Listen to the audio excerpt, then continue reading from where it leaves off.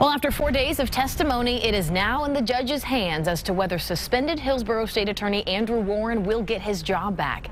Much of the testimony has focused on whether Warren created an official policy by signing a pledge not to prosecute cases involving abortion and sex change surgeries for minors. Governor DeSantis suspended Warren for signing the pledge, which Warren says was not an official policy. Fox 13's Gloria Gomez is live for us once again in Tallahassee tonight. So, Gloria, the trial just ended. So when do you think we'll hear from the judge?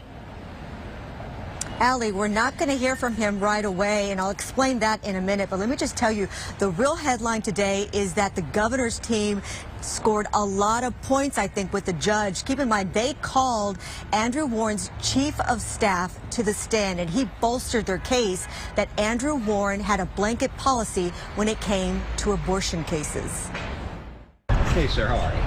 Gary Wiseman was there the day his boss, Andrew Warren, was escorted out of his office by 2 sheriff's deputies after the governor had suspended him for pledging not to prosecute abortion and gender-affirming cases. Wiseman, who is the chief of staff for the Hillsborough State Attorney's Office, testified the governor's executive order for removing Warren seemed, quote, fairly shocking. Wiseman was called as a defense witness. He said he advised Warren not to sign the abortion pledge, but he did anyway. Wiseman testified in his view, quote, we were not prosecuting abortion cases.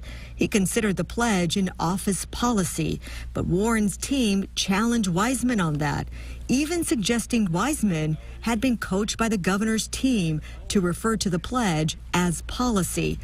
Later, Judge Robert Hinkle had his own questions, asking Wiseman if he was aware Warren had given a TV interview with Fox 13, where Warren had stated the pledge was not a blanket policy, that each case would be evaluated on the facts and merits before deciding whether or not to file charges. It depends, again, on the facts and circumstances of every case. Wiseman told the judge his belief was, even if it was a case-by-case situation, it would, quote, not result in prosecuting. Wiseman also testified there was a high level of frustration from members of law enforcement with Warren's non-prosecution policies, that it made their jobs harder.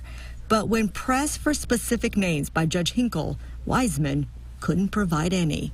Good morning. Later, Ryan Newman took the stand. He's the governor's general counsel. He said he helped draft the executive order to suspend Warren.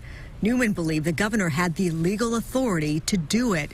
He said the pledges Warren signed, in his view, were explicit statements not to enforce the law, which he called particularly egregious. And so that pretty much wrapped up the case. Both sides had closing arguments, and then the trial ended. Now, the judge said that he won't have free time for another 2 weeks to begin reviewing this case.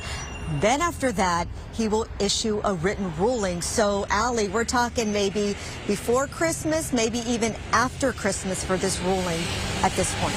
That's going to be a long 2 weeks, Gloria. Thank you.